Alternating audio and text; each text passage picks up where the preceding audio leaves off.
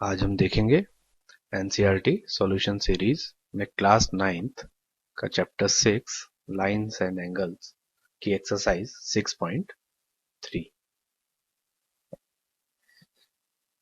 चलिए, इसमें कुछ प्रॉपर्टीज यूज हैं आपकी। सबसे पहली है, मोस्ट इंपॉर्टेंट है, angle sum property of a triangle. ये आप पिछली क्लासेस में भी पढ़ चुके हैं।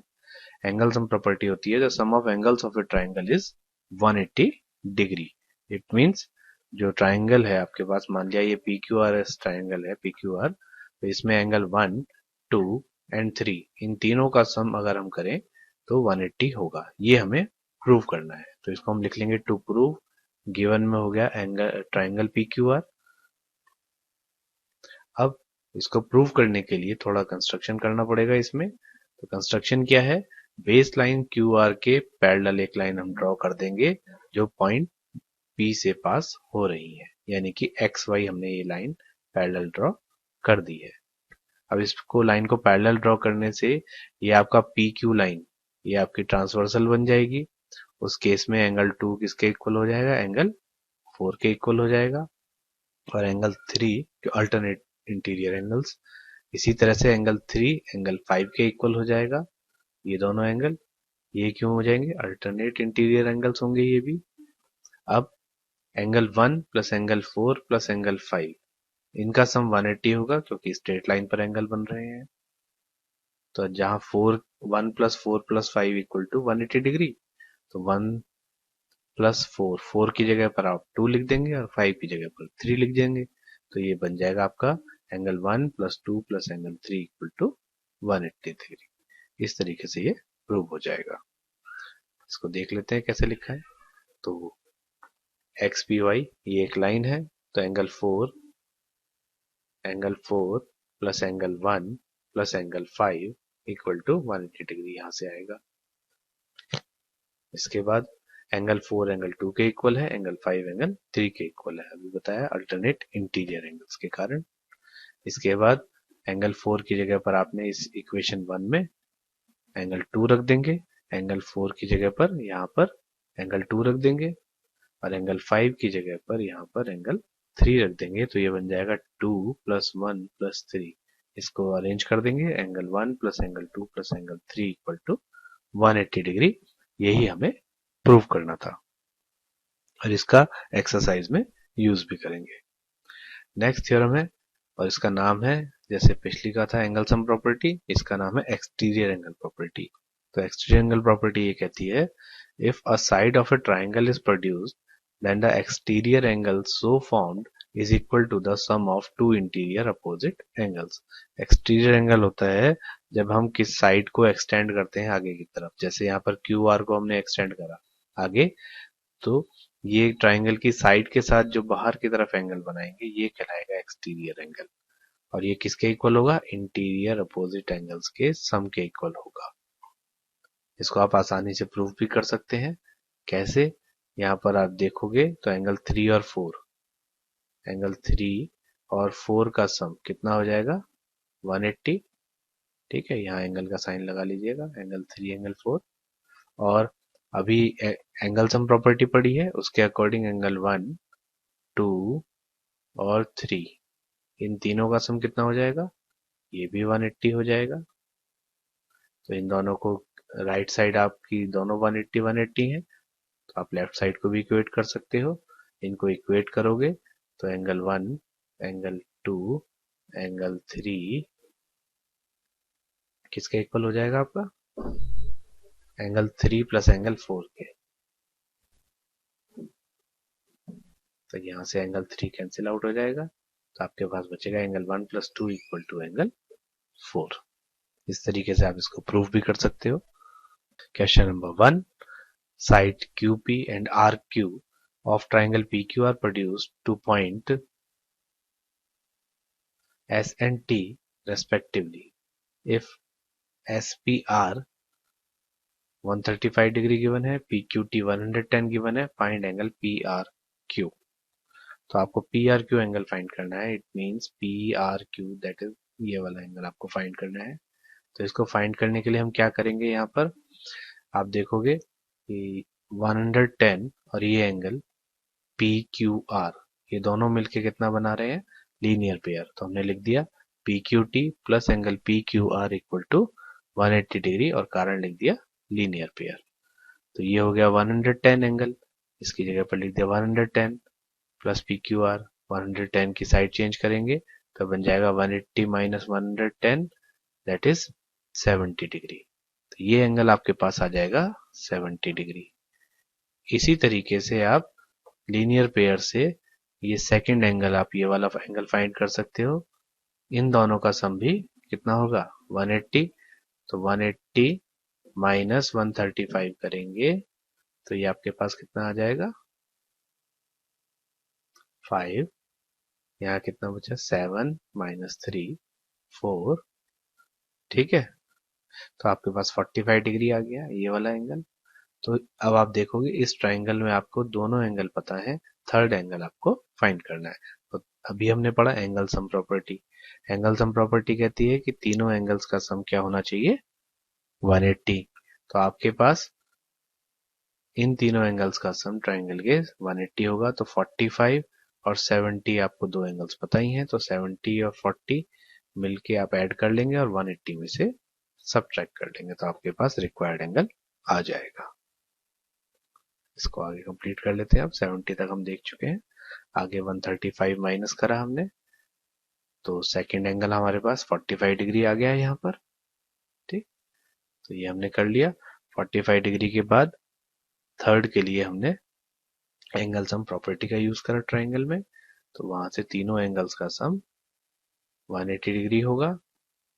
दो एंगल्स हमें पता थे, एक 70 और एक 45, इन दोनों को ऐड करा 115, 180 में से 115 माइनस करा that is 65। This is the required angle. Next question की तरफ चलते हैं। क्वेश्चन नंबर 2, यहाँ आपको एंगल x गिवन है, एंगल y गिवन है ट्राइंगल में, और आपको बाइसेक्टर्स गिवन है। OY and OZ are bisectors. OY and OZ are bisectors, यानी कि हाफ हाफ करेंगे एंगल को। एंगल Y को हाफ करेगा OY और एंगल Z को हाफ करेगा OZ, ठीक। अब आपको ट्राइंगल में दो एंगल्स पता है यहाँ पर 62 एंड 54, ठीक। तो 62 और 54 आप ऐड करके 180 में से माइनस करेंगे तो ये कंप्लीट एंगल Z आपको फाइंड हो जाएगा। कितना हो जाएगा, ये इन दोनों को मिला के 116 और 180 में से 116 माइनस कर लो तो 16 4 20 64 आ जाएगा आपके पास, ठीक है। तो ये कंप्लीट एंगल आपके पास आ गया 64 डिग्री। अब OZ क्या कर रहा है, इसको बाइसेक्ट कर रहा है। अगर ये इसको बाइसेक्ट करेगा तो इसका हाफ हो जाएगा आपके पास, ये एंगल हो जाएगा 32, ये एंगल हो जाएगा 32 डिग्री, ठीक है। और इसी तरीके से यहाँ ये हाफ हो रहा है 54 का, तो 54 का हाफ हो जाएगा 27। तो अब आपके पास दो एंगल्स आपको पता है यहाँ पर ट्राइंगल में, और आपको एंगल फाइंड करना है YOZ। ये एंगल फाइंड करना है YOZ मीन्स ये।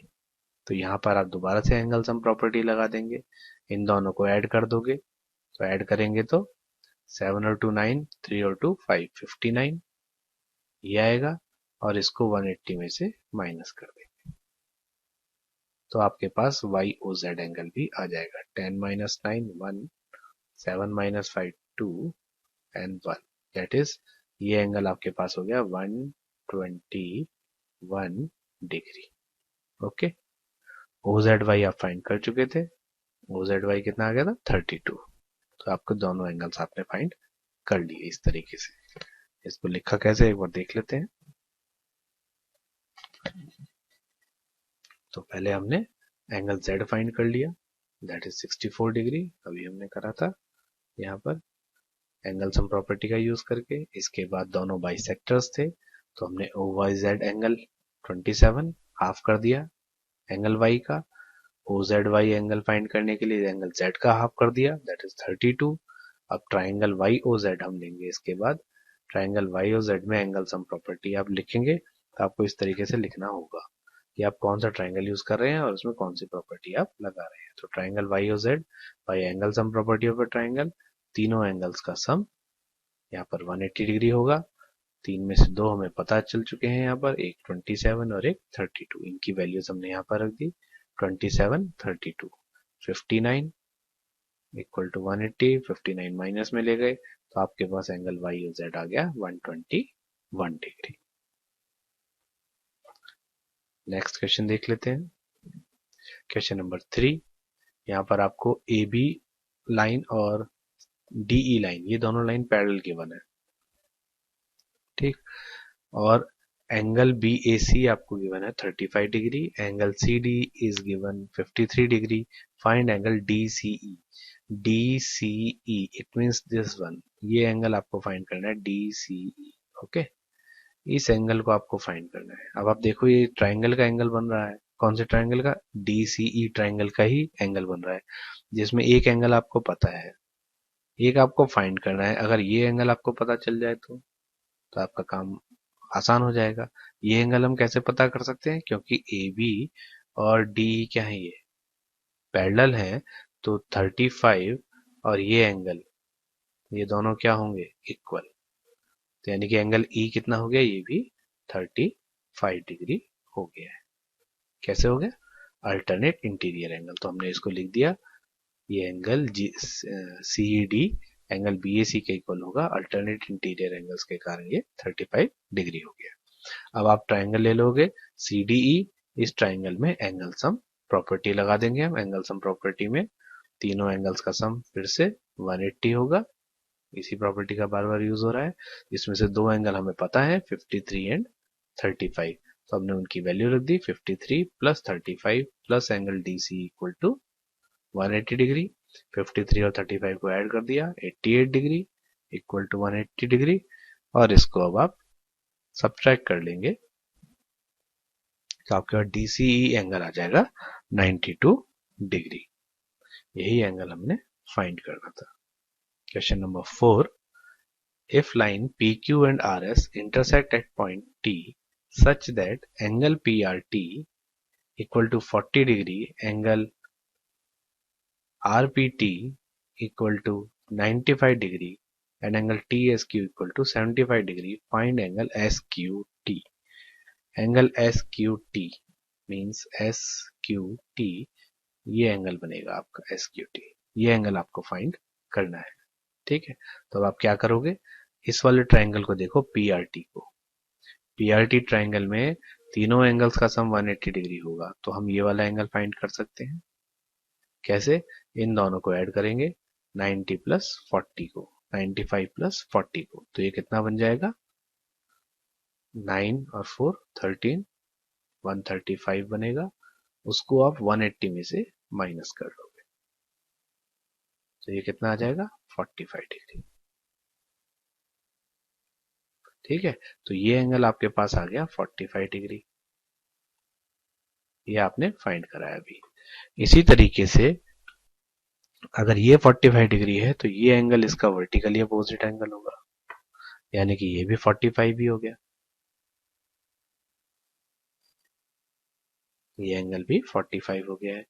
अब आप इस ट्राइंगल को देखोगे SQT को, तो यहाँ पर आपको दो एंगल्स पता है, एक 75 है एक 45 है, तो आप ये एंगल फाइंड कर सकते हैं। तो 75 और 45 को ऐड कर दोगे कितना हो जाएगा? 120, और 180 में से माइनस करोगे 120 को, तो ये आपके पास आ जाएगा 60 डिग्री। इस तरीके से आपने ये एंगल भी फाइंड कर लेना है। अब इसको लिख लेते हैं। तो पहले एंगल सम प्रॉपर्टी का यूज करा हमने PRT ट्राइंगल में, ये लिख दिया यहाँ पर, in triangle PRT bye angle sum property. तीनों एंगल्स का नाम लिख दिया, ये तीनों का सम 180 डिग्री होगा।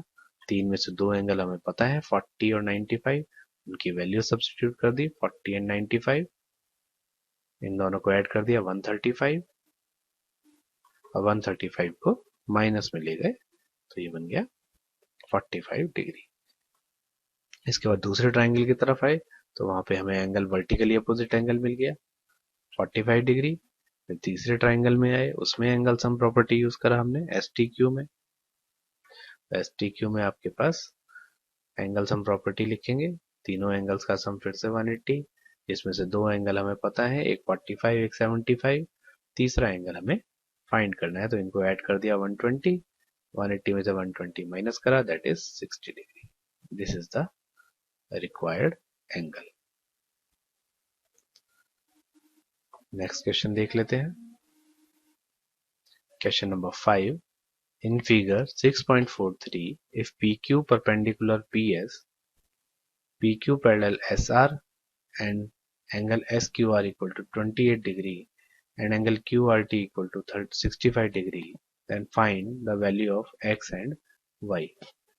तो आपको X and Y एंगल की वैल्यू आपको फाइंड करनी है, जबकि ये PQ और SR आपके पास ये लाइंस पैरेलल हैं, ये दोनों लाइंस। तो पैरेलल लाइंस का आप यूज कर सकते हो यहाँ पर। अगर ये दोनों लाइंस पैरेलल हैं तो आपके पास आप इनका यूज कर सकते हो पैरेलल लाइंस से, ठीक है। तो आपके पास क्या होगा, यहाँ पे देखोगे तो ये क्यू आर, ये क्या बन जाएगी, ट्रांसवर्सल। क्यू आर ट्रांसवर्सल है तो ये कंप्लीट एंगल, ये पूरा angle means x plus 28, x plus 28, ये दोनों मिला के किसके इक्वल हो जाएंगे, 65 के। क्यों, अल्टरनेट इंटीरियर एंगल।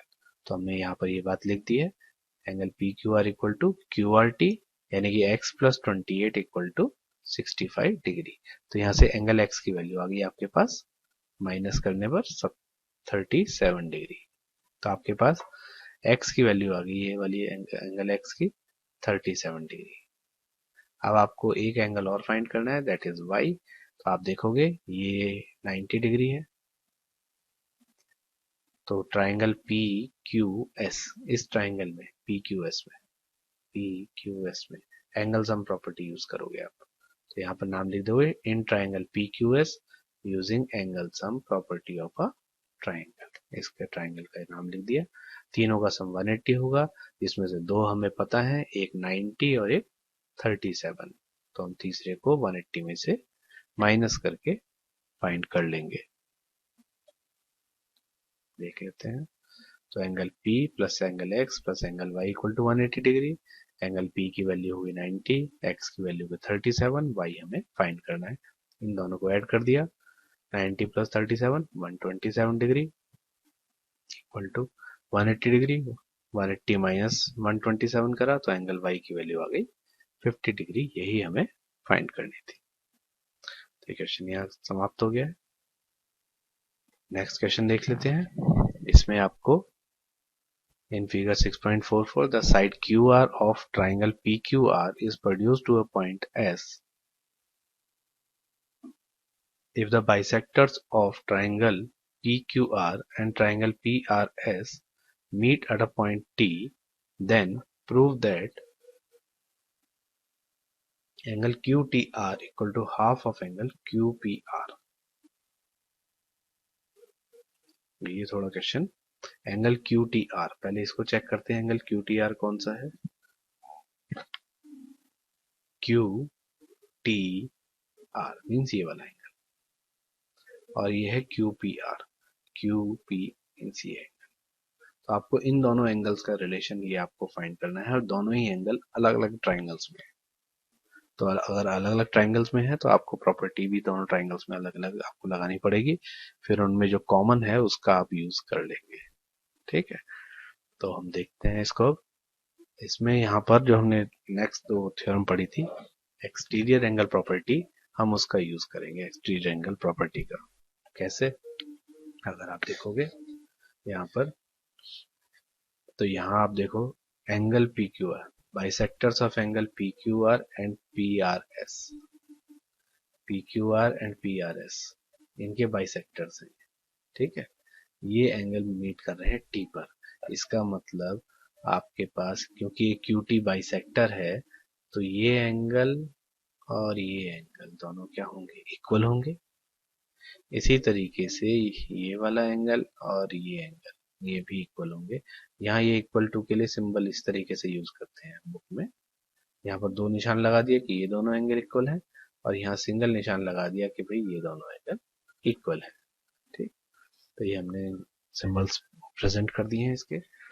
अब इनको देखने के लिए अब आपको क्या करना पड़ेगा, ये आपने लिख लिया यहाँ पर। जब जहाँ यूज होगा इनका हाफ का, वहां हम इसको यूज कर लेंगे। इनको नाम दे देंगे इक्वेशन 1 एंड इक्वेशन 2। क्या नाम दे दिया? Angle P Q T, P Q T ये वाला है ना, पी क्यू टी ये एंगल पी क्यू टी, और टी क्यू एस, ये आर कह सकते हो, टी क्यू आर, ये एंगल क्या होंगे? दोनों एंगल हाफ होंगे पी क्यू आर एंगल के।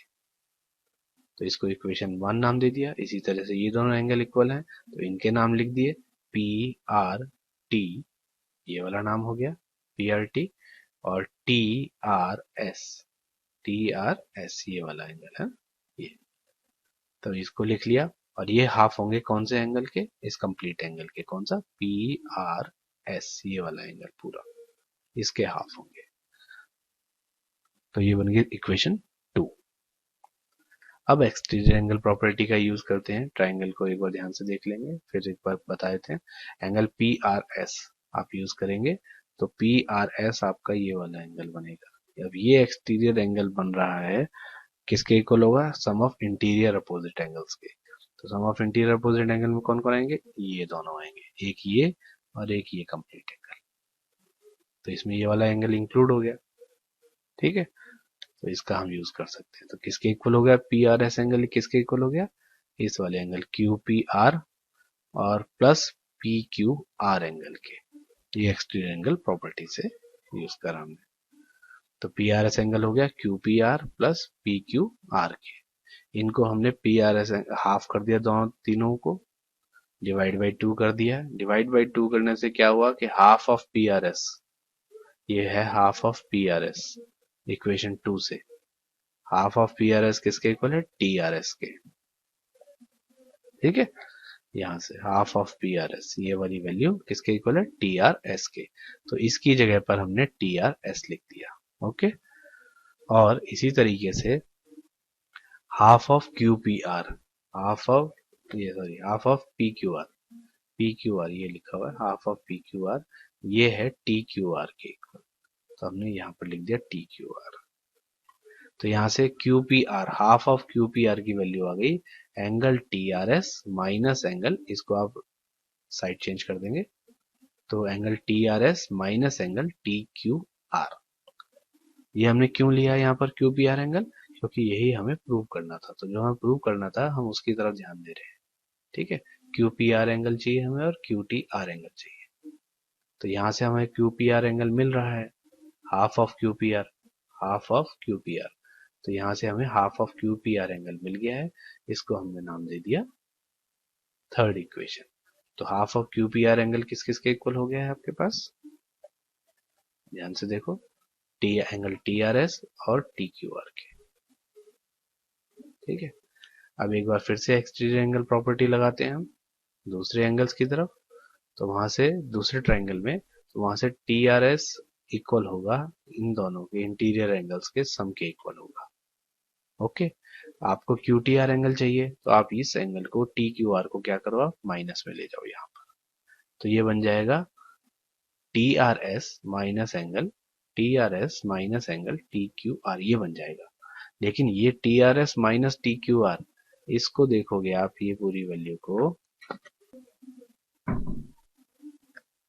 यानी ये एंगल आपके पास इक्वल आ रहा है इसके, ये एंगल इसके इक्वल आ रहा है आपके पास, ठीक है। तो इसकी जगह पर आप क्या लिख दोगे? Angle half of angle Q P are, वो आपने यहाँ पर लिख दिया इसकी जगह पर। तो राइट हैंड साइड वही रह गई है क्यू टी आर। तो यहाँ से ये दोनों वैल्यूज आपकी क्या आ गई? इक्वल आ गई। यही हमें प्रूव करना था, ठीक। इसी के साथ ये एक्सरसाइज समाप्त होती है।